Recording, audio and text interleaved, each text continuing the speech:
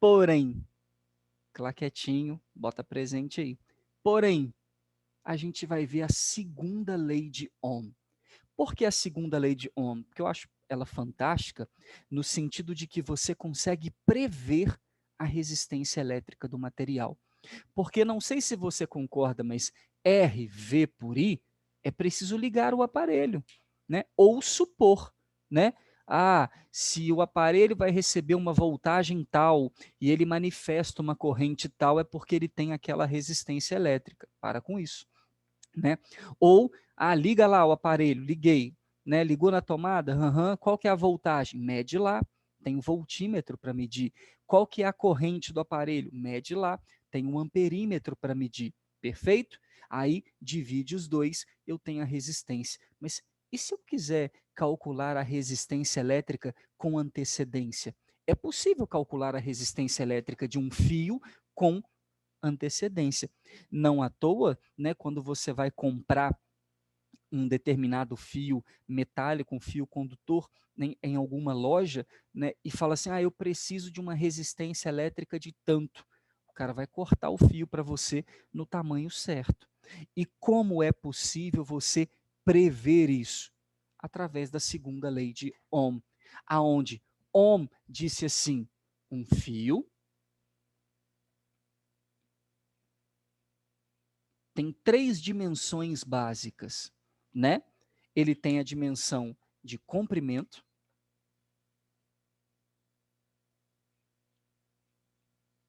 que nós vamos chamar de L, tem a dimensão de área de secção transversal, né? Você pega o fiozinho e olha de frente, existe uma área aqui, perfeito? A área do fio, que determina se ele é fino ou mais grosso, mais espesso, né? Então esse fio tem um comprimento, determina se ele é comprido ou curto, né? Grande ou pequeno, e a área para saber se ele é fino ou mais espesso, né? O diâmetro do fio, como você já viu por aí.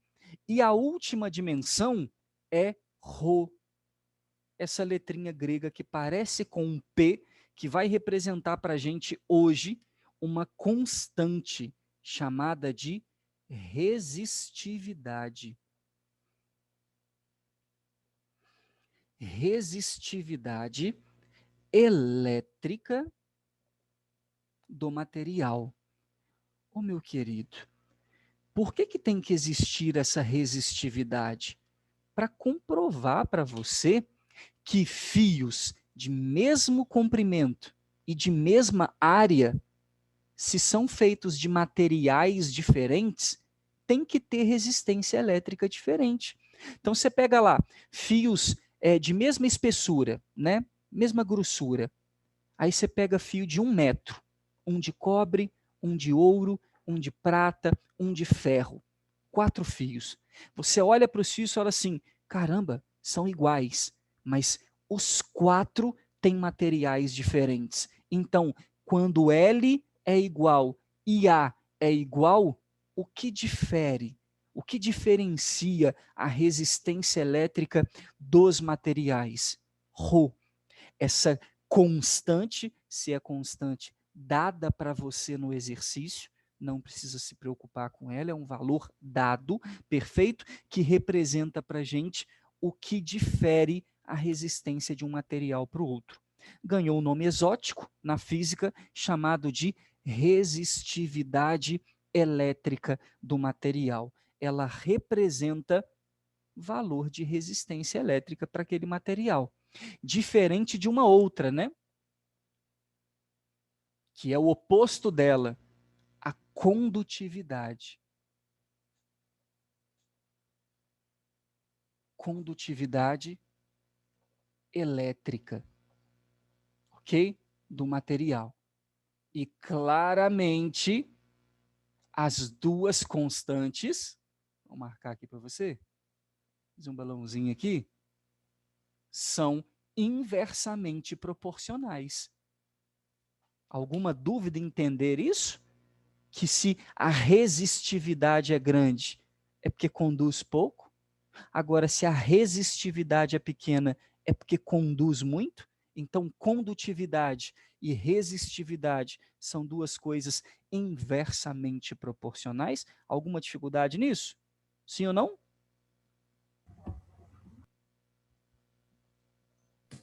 Repete, por favor, Simon. Se a resistividade é grande, é porque resiste muito. Se resiste muito, não é porque conduz pouco? Sim ou não? Resistividade é resistir à passagem de eletricidade, à passagem de corrente. Então, se resiste muito, conduz pouco. Se conduz muito, é porque resiste pouco. Então, Ana Clara, eu estou dizendo que a resistividade e a condutividade são inversamente proporcionais. Se uma é grande, a outra é pequena. Não tem como conduzir muito e resistir muito ao mesmo tempo. Ou ele é muito bom condutor, ou ele não é bom condutor. Ficou claro?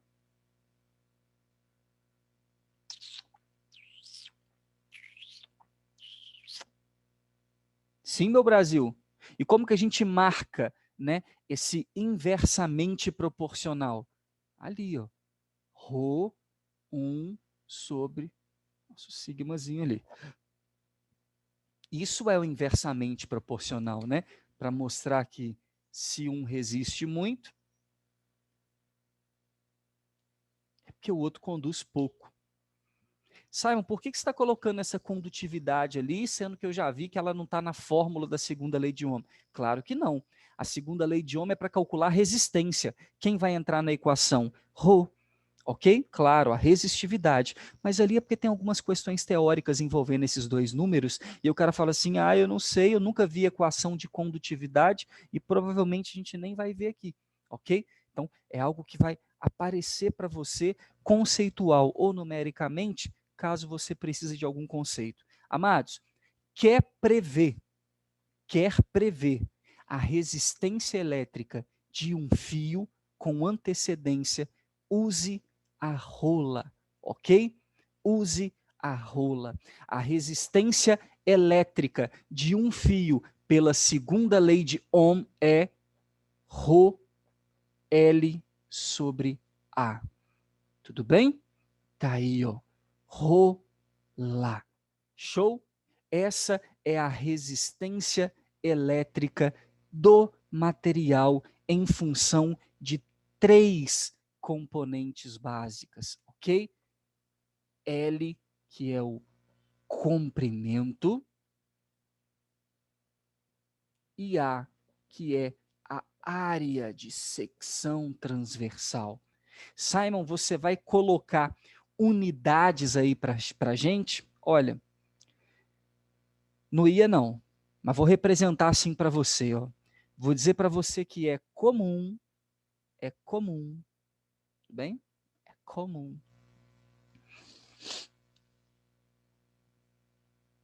que a resistividade apareça com essa unidade. Rho, desculpa, né?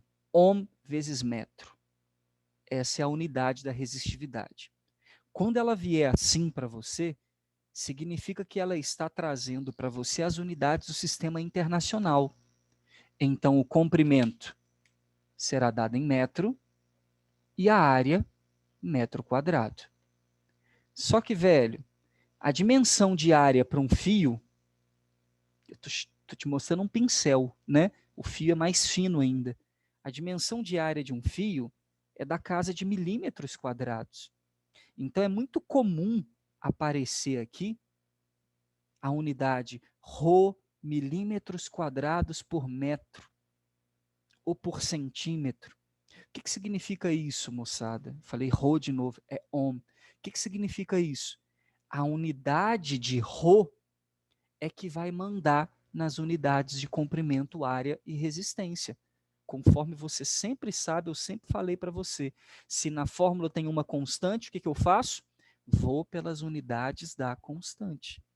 Aí sim, se tiver que trocar, a gente vai trocar, que às vezes vem um fio lá em milímetro quadrado, aí o aluno fica assim, vou ter que transformar para metro quadrado, e nem olha que a resistividade já está em milímetro quadrado, ou seja, está mandando você usar a parada em milímetro quadrado. Você vai insistir em fazer as transformações da sua cabeça, ok? Então tá aí a segunda lei de Ohm, rola, para a gente prever a resistência elétrica. Simon, e a outra? V por I, não pode usar, não? Claro que pode. Inclusive, você pode igualar as duas, porque essa resistência é a mesma resistência pela primeira lei de Ohm.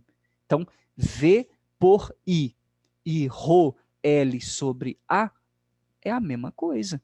Tem que dar o mesmo, bater a mesma resistência para o nosso fio. Perfeito?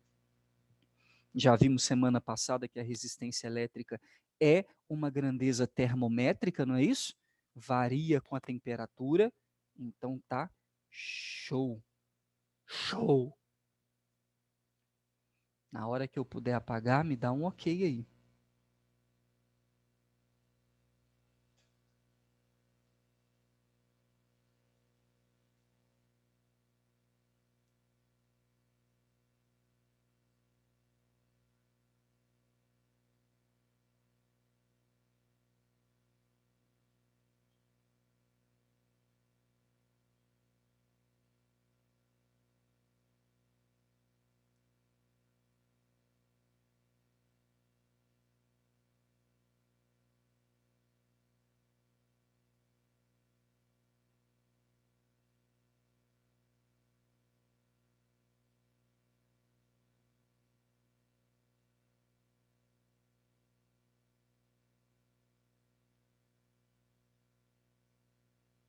Deu certo, turminha? Já pode apagar?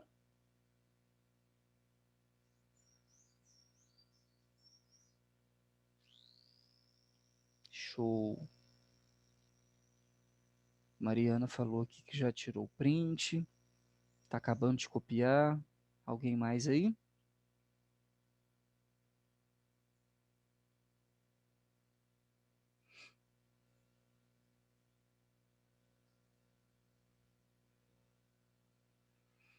Lembrando que todos esses valores de primeira lei de Ohm, segunda lei de Ohm, sobre condições controladas, né? Como eu disse, não levando em conta a temperatura, né? Um fio na sua forma padrão, na sua temperatura ambiente padrão, né? Na maioria dos casos, essa temperatura não vai ser levada em consideração, né? Só mesmo em uma parte teórica ou quando o exercício vestibular trouxer para você a equação da resistência em função da temperatura, né?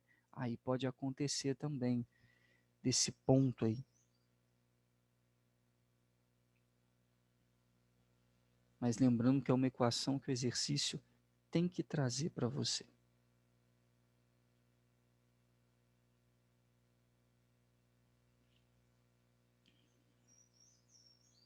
E aí, podemos apagar? Sim? Pode, Simon. Lindos. Como que a corrente elétrica, a resistência elétrica, se relaciona com a energia elétrica?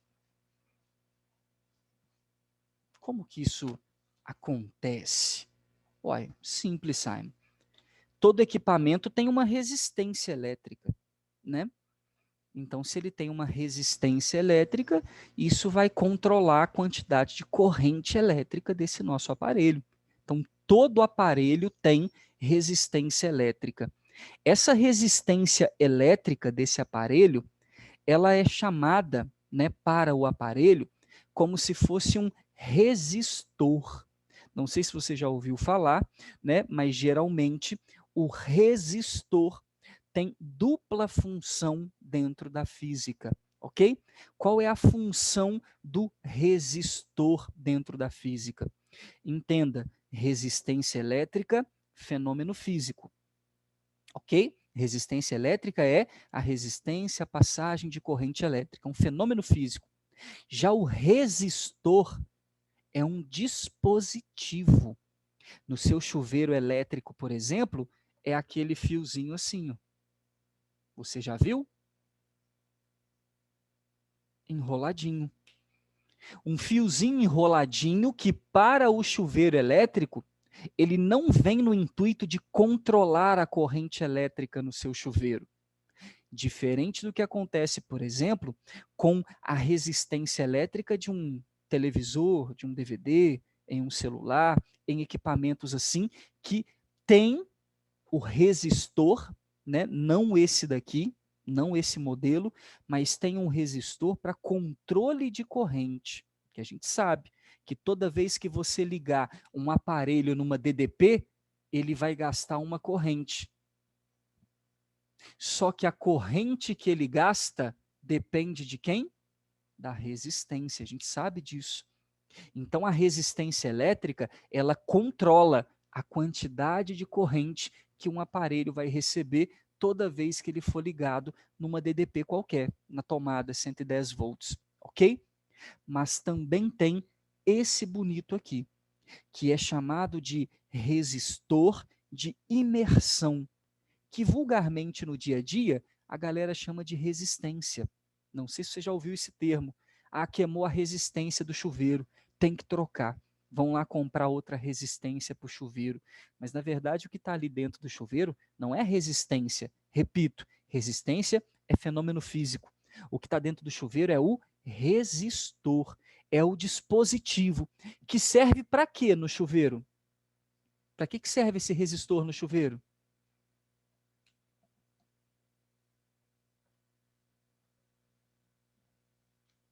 Para que serve o resistor no chuveiro?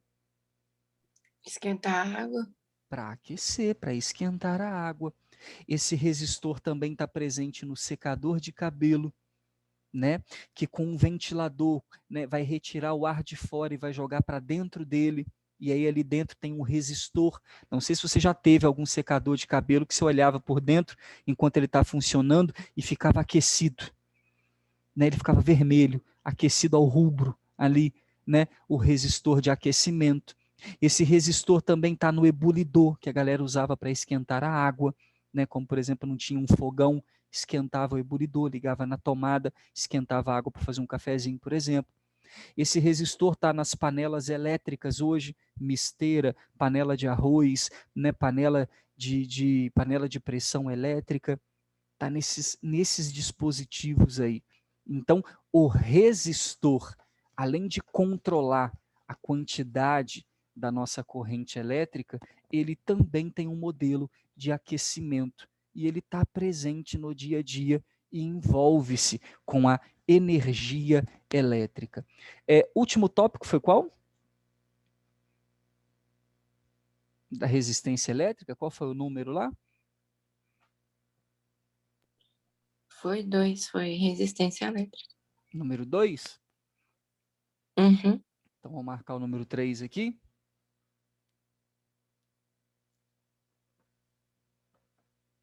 Vou botar aqui, ó, energia elétrica.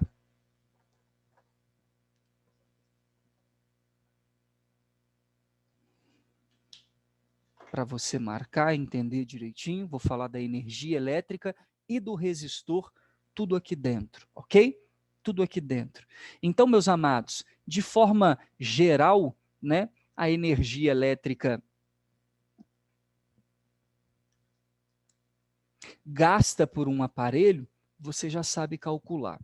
Equação do fim dos tempos, EPT, perfeito? Então, a gente já tem aí, ó,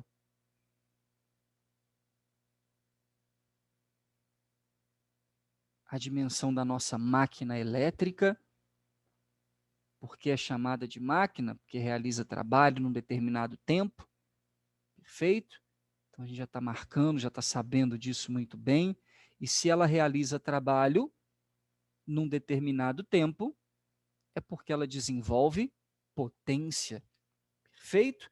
Então a nossa maquinazinha ligada aqui na nossa DDP, máquina que representa uma resistência elétrica, tá? Ela tem resistência elétrica, ela desenvolve uma certa potência. E se ela tem potência, a gente pode calcular a energia consumida por ela através de EPT. Perfeito? Tá aí. Onde E é a energia, elétrica, né? Consumida por ela. T é o tempo. E P é a potência. Tá aí. Geralmente a unidade da energia elétrica qual é? A gente não costuma usar o joule não, né? Geralmente a gente vai calcular energia elétrica em qual unidade? Com que unidade é apresentada a nós lá pela conta de luz? Quem se lembra?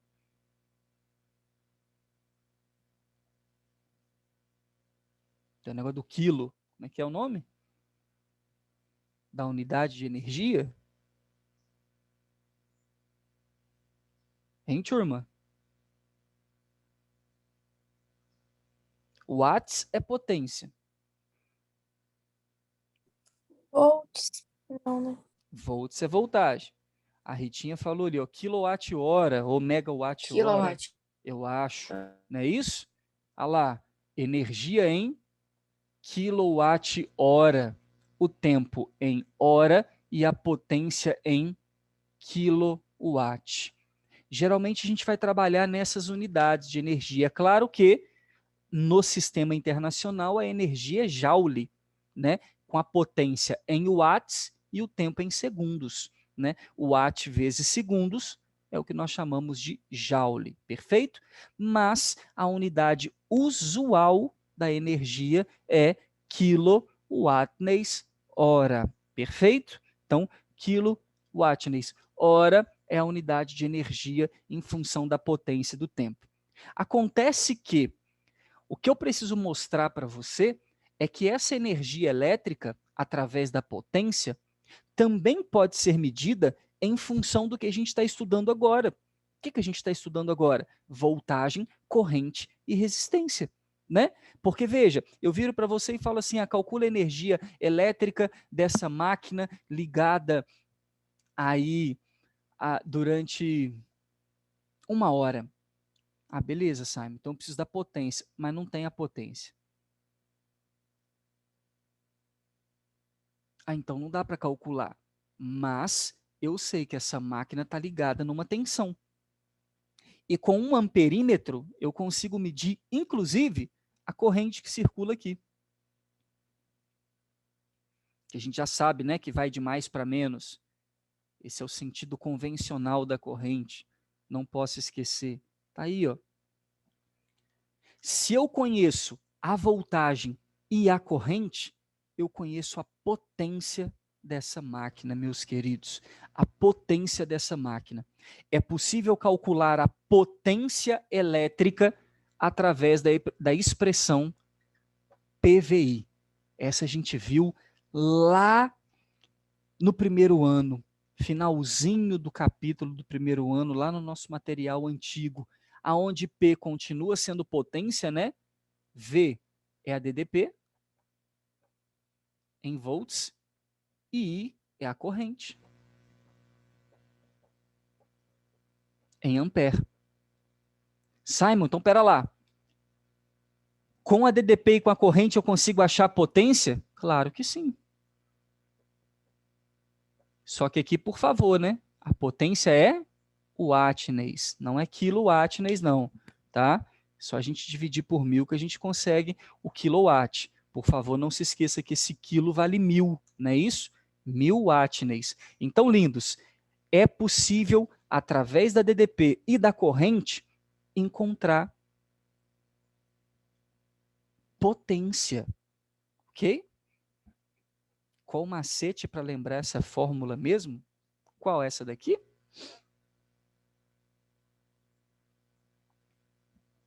A de cima eu só chamo de equação do fim dos tempos, é PT.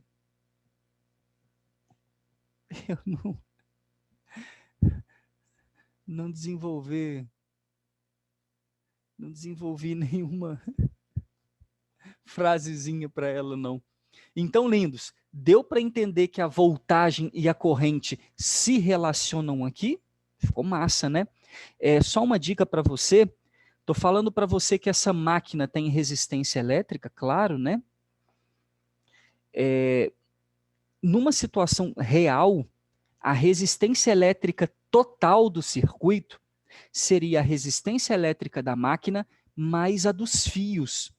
Você concorda que esses fios de ligação aqui são metálicos e têm resistência elétrica? Tudo tem resistência elétrica, ok? Então, geralmente, a resistência elétrica dos fios, ela vai ser desprezada, tá bom?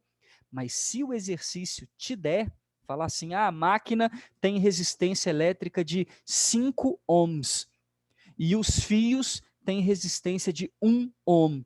Então, eu tenho uma resistência total de 5 mais 1. Estão ligados em série, próxima matéria que a gente vai estudar, né? E dessa forma você consegue entender aqui que a resistência elétrica total é a da máquina e dos fios de ligação. Mas isso acontece num percentual muito baixo de exercícios, tá bom? Geralmente os fios aqui vão ser desprezíveis para a gente. Então aqui mesmo só para ligar. Tudo bem? Geralmente a máquina e o gerador são as coisas que vão se importar. E aqui máquina, moçada, qualquer coisa, tá? Falando de máquina elétrica, uma lâmpada, um ventilador, uma televisão, qualquer coisa nesse sentido vai entrar aqui. Show? Então, tá aí a resistência elétrica. Ô Simon, mas como que eu calculo, né, essa resistência elétrica aqui em função da nossa potência? Através do efeito Joule. Posso apagar isso aí?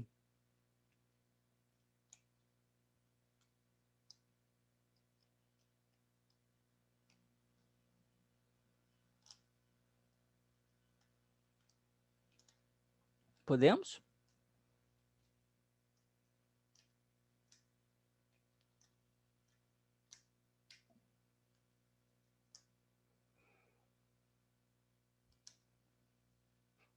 Mariana tirou fotinha. Pode apagar, gente?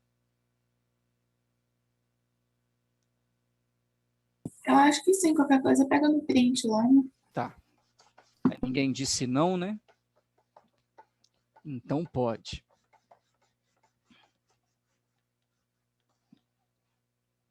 Tem uma equação, vou botar até asterisco para você, tá? Chamada de efeito Joule. Também conhecida como potência dissipada. Tá ok?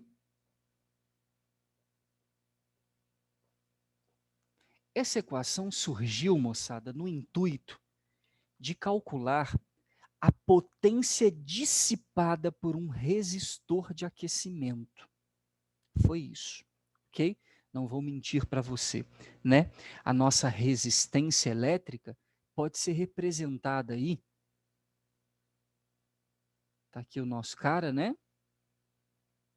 Chamado de resistor, que no circuito elétrico vai aparecer assim, como um eletrocardiograma, né?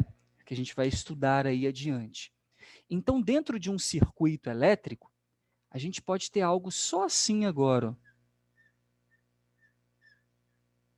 Ou mais de um, né? Que é o que a gente vai ver aí adiante.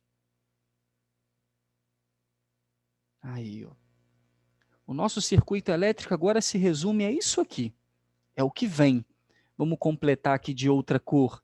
Chamar esse cara de R, representando a resistência elétrica do que tiver aqui. Isso aqui pode ser uma lâmpada, um ventilador, o que for.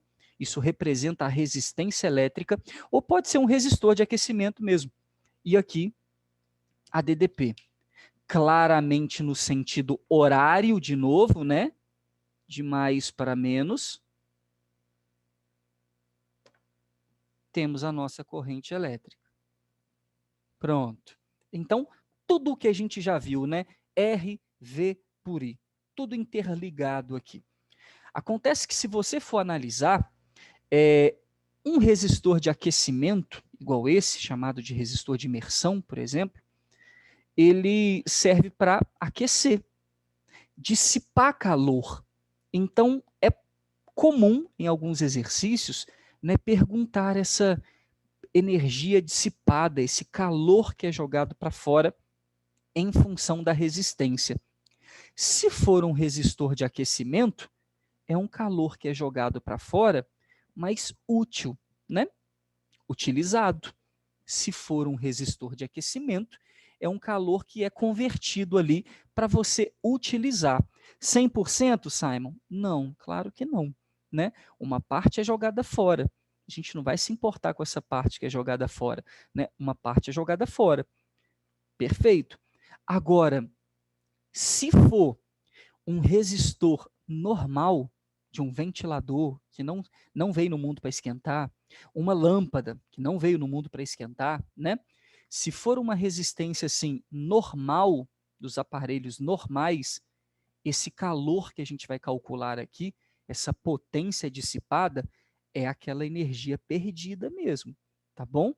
Aí é aquela fração, né, o ventilador está esquentando, a lâmpada está esquentando, e é uma energia que você está perdendo, que você não está usando, já que a lâmpada foi feita para iluminar e o ventilador foi feito para rodar, rotacionar as pás mecânicas. Então, se está esquentando, é coisa que você está perdendo. E quem faz perder é a resistência elétrica por meio da corrente, porque você já sabe que o efeito Joule, o aquecimento, é proporcional à corrente. Quanto mais corrente, mais aquecimento você vai ter. E a corrente, por sua vez, é inversamente proporcional à resistência. E como que eu faço para relacionar isso com potência, com energia jogada fora? Posso combinar as equações que a gente acabou de aprender. Olha lá, PVI com você ri e IV sobre R. Vocês conhecem essas duas equações aqui embaixo? Que equações são essas aqui embaixo?